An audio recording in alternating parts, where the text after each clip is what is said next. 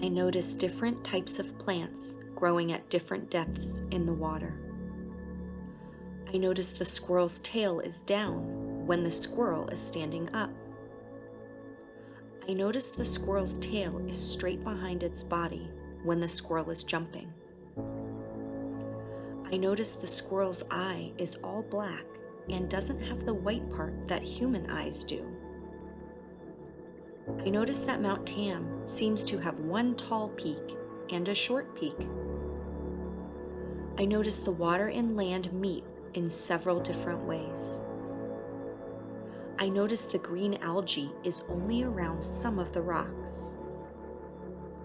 I notice there are more branches on one side of the tree than the other.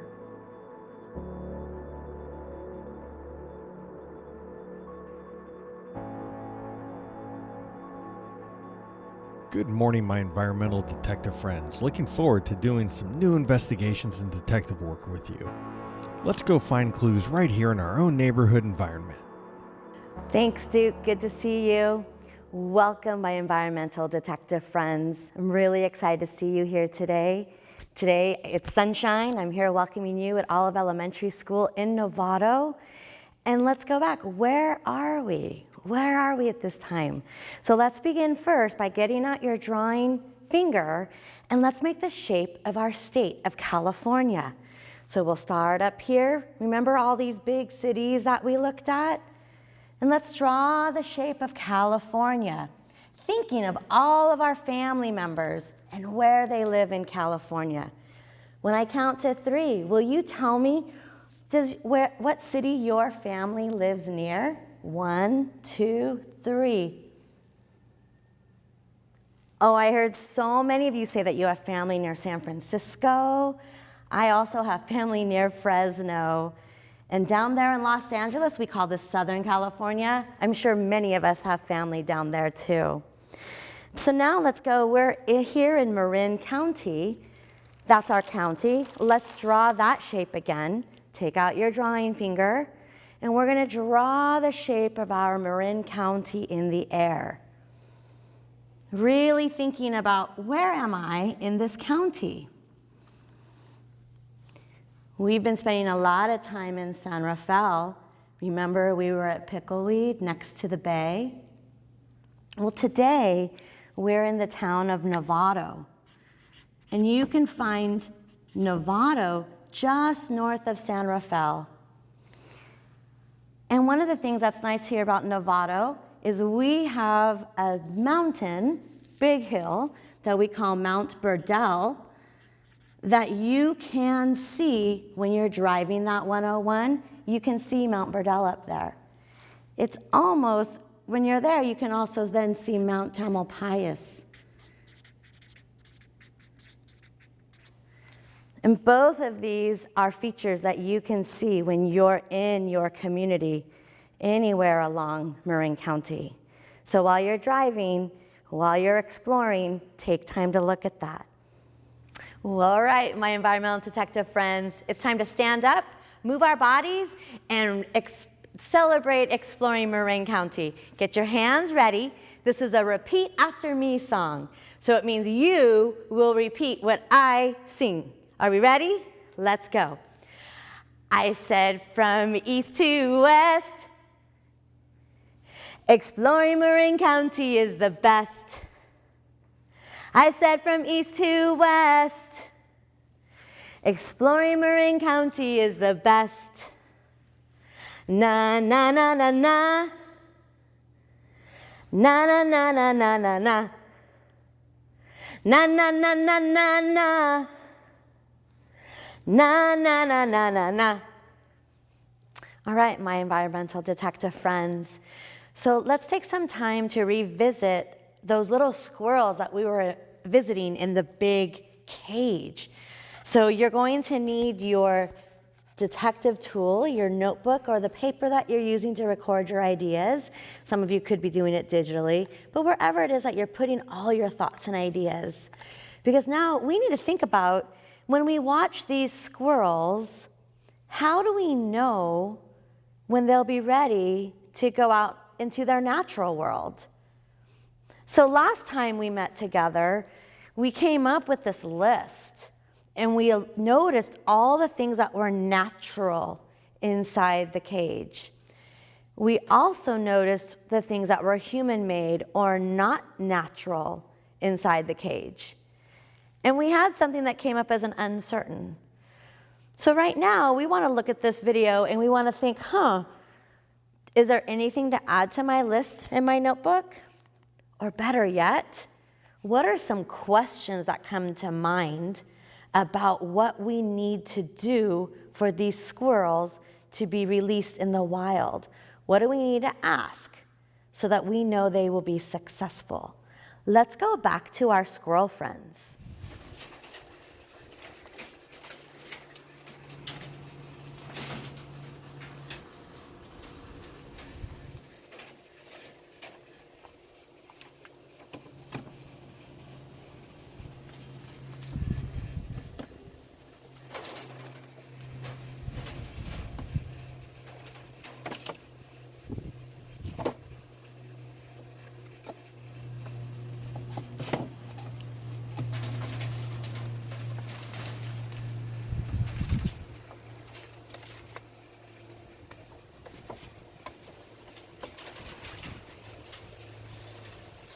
Those squirrels look like the ones that live on the ranch.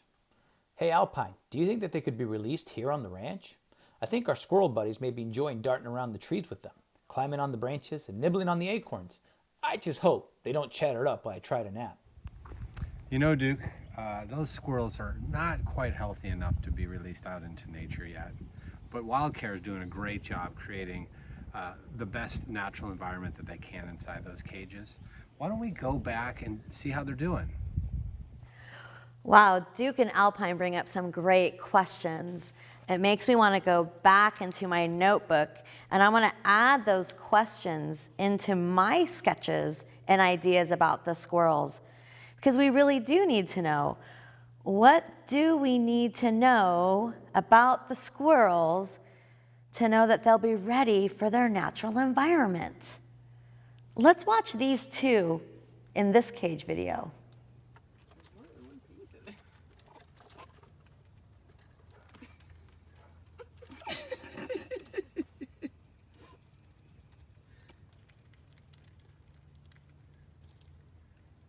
He's putting weight on the leg.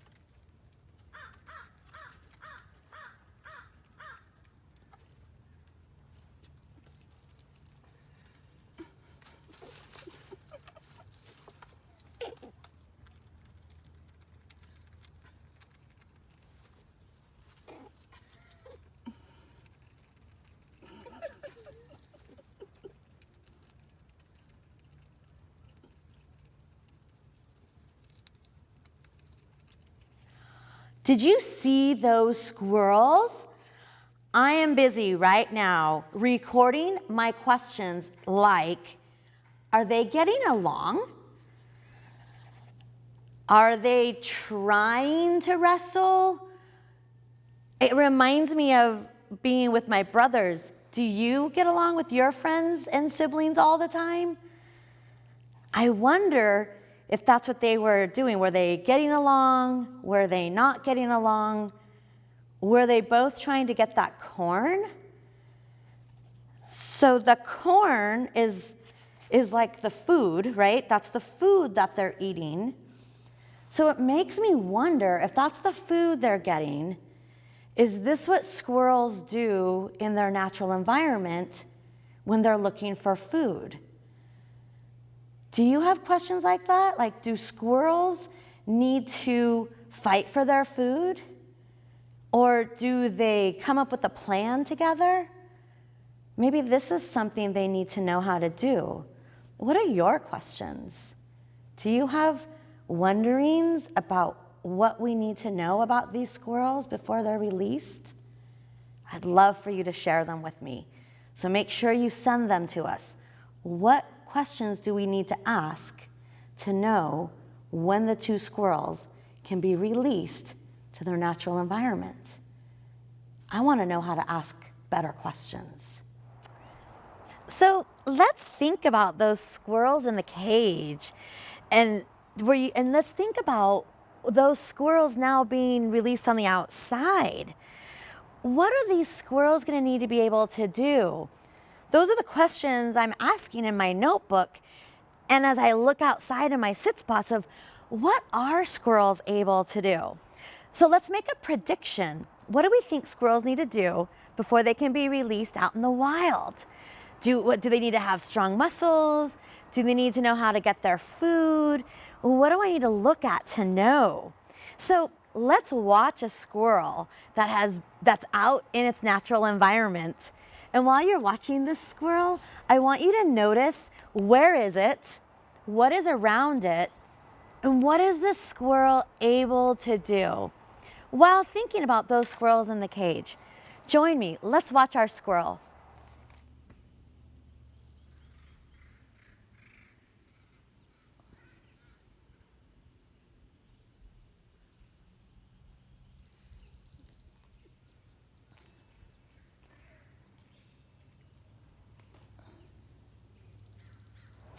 So record your ideas, that what you just saw with the squirrel. Did your thinking change after you saw the squirrel up on the telephone wire? And what did you see that the squirrel was able to do that was different from what we saw the squirrels were doing in the cage? Get those ideas down there. Were they moving more quickly? Were they running rapidly? What kinds of things were they doing? So our brains have been working, we've been busy recording and drawing. So let's use our body to use some of the things I've been using in my sketches. For example, let's use our bodies to make a straight line. Nice and straight. And in this straight line, why don't you walk in a straight line? And then we're gonna walk backwards in a straight line. Another way to make a straight line. And now let's try to make this with a curve. We can curve up. What if we curve to the side? We could curve to the other side. I'm gonna use my whole body to make a curve. Is that a curve? What if we try walking in a curve? I'm gonna go over here to the right. And then I'm gonna walk backwards. And let's think of another kind of tool with sketching, a zigzag. I can make my arms like a zigzag. Let me see your zigzag. How about your body in a zigzag? The other way. Shall we walk in a zigzag? Zigzag, zigzag, zigzag. How about backwards? Zigzag, zigzag, zigzag. Oh! Gosh, I could do that all day long. Keep moving. Hi friends, I'm back. It's Miss French with our sentence patterning chart and our 4 parts of speech. Adjectives, nouns, verbs, and prepositional phrases. Describing words, person, place, thing. Action word tells you where and when. Today, we're gonna add another part of speech, so we'll have 5 parts of speech for our complete sentence, which is a statement. It tells you a fact. Get your scissors out and cut with me. We're cutting a line between our verb and our prepositional phrases, which tell it our action and our location, or when something happens. And we're gonna add a new part of speech. You might recognize this from your teacher's classroom. Our new part of speech, I want you to look for this word as I write it. Our new part of speech is called adverb. And I'm going to show you the sign language for adverb. It goes like this. Adverb. An adverb, wait a minute, has the word verb in it because an adverb describes the verb. It tells you how the squirrels climb. How do the squirrels explore? I know an adverb that a lot of people forget to use. Like when somebody asks you, how do you feel today? Everybody's like, I feel good. But that's That's not really an adverb that you should use. When somebody asks you how you feel, you should say, I feel well. That's an adverb that a lot of people forget to use. And I'm gonna do like a thumbs up here. How are you today? I'm well. And you? How can squirrels climb? Squirrels climb well. How do squirrels explore? Squirrels explore well. How do they nibble? Well. How do they dart? Well. That means you do it really good. I also saw in the video, those squirrels were going around so fast. But fast isn't an adverb. Fast is an adjective. I know that a lot of adverbs end with the suffix ly. A word that's an adverb that describes how squirrels can climb when they're so fast is the word quickly. And we'll go like this. Quickly. Say it and do it. Quickly. How do squirrels dart? Quickly. How do they drink? Quickly. How do they jump? Quickly. There's my sketch, quickly. I'm going to do the opposite of quickly, like a turtle, so slowly. And notice, this word also has the same suffix, ly. Here's my turtle. How do squirrels sniff? So slowly. How can they explore? Slowly. When they're really sleepy. When they don't want to get hurt and they're being super careful, there's a word for that. It's an adverb. It describes how you do something cautiously. There's that suffix ly, and I'm looking at this word, I'm like, I don't know if I spelled it right or not, so I'm just gonna put SP question mark here.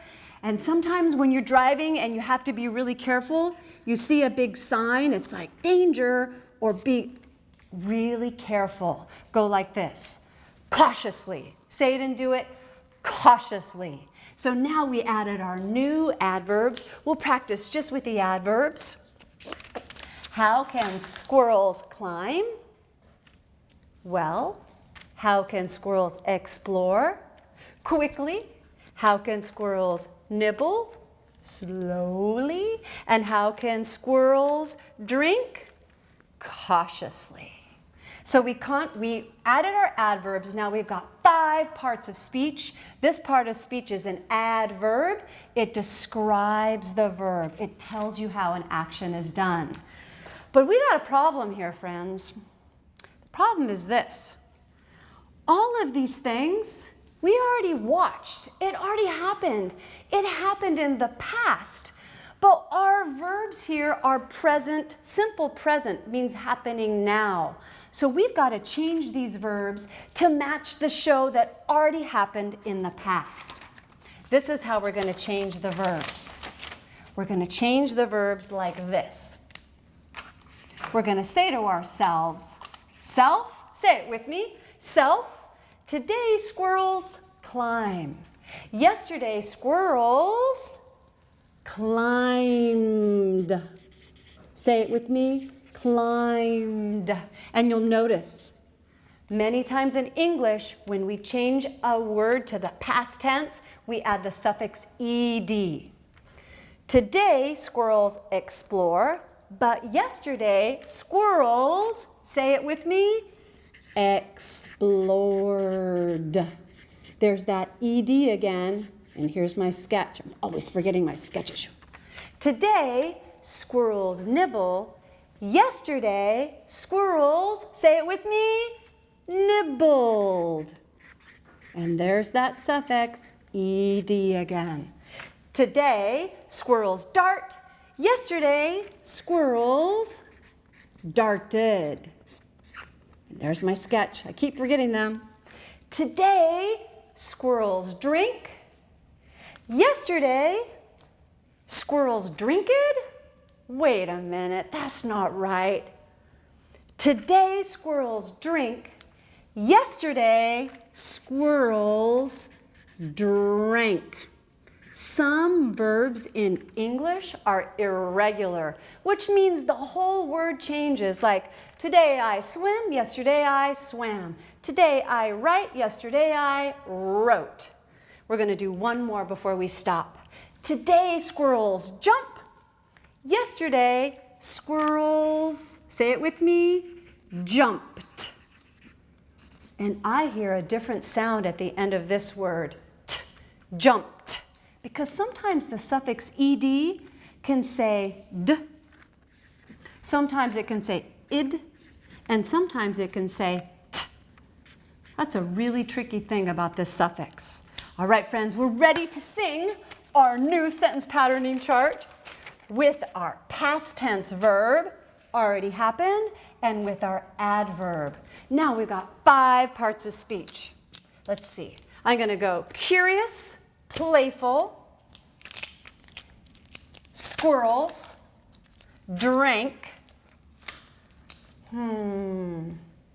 quickly,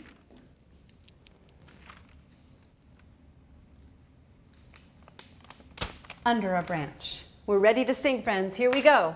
Get ready and do the gestures with me. Curious, playful squirrels. Curious, playful squirrels. Curious, playful squirrels. Drank quickly under a branch. Let's do it again. Curious, playful squirrels. Curious, playful squirrels.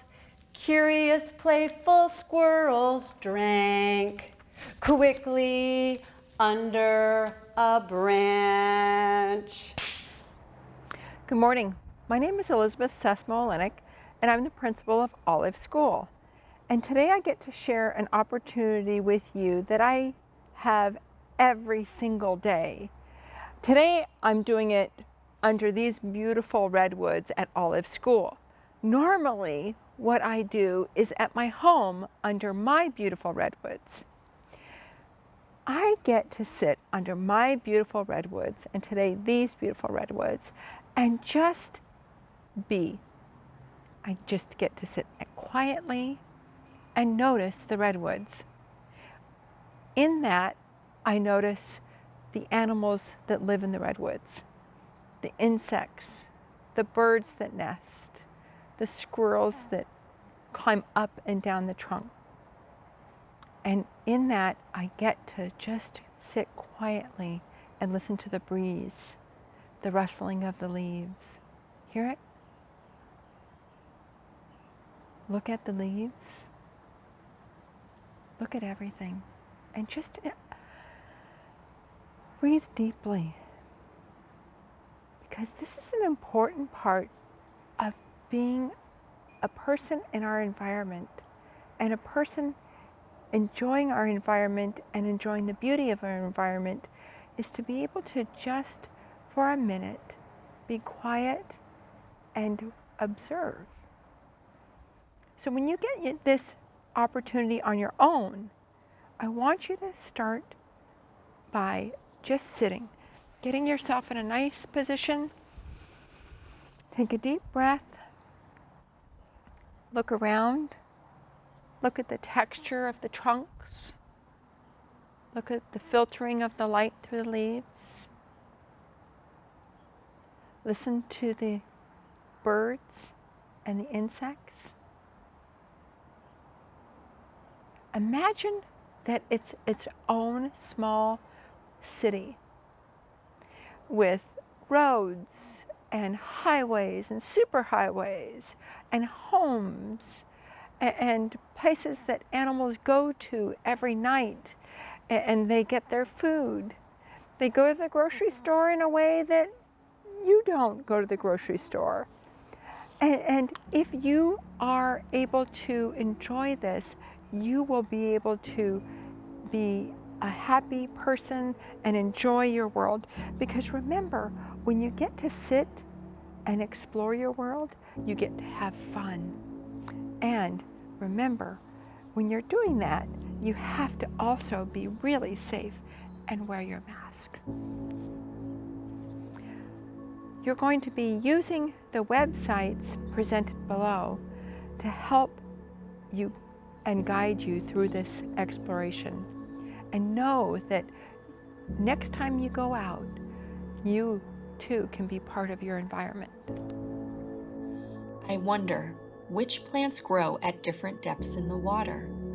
How do the plants not wash away? I wonder, why does the squirrel's tail move in different directions? I wonder, how does the squirrel's tail help her move? I wonder, why do squirrels' eyes look different from human eyes? I wonder, how was Mount Tam created? Has it always looked the same? I wonder, why does the water in the bay go higher onto some parts of the land than other parts? I wonder, is that algae? Why is it growing in that one spot? I wonder, why do the branches on the tree grow more on one side than the other?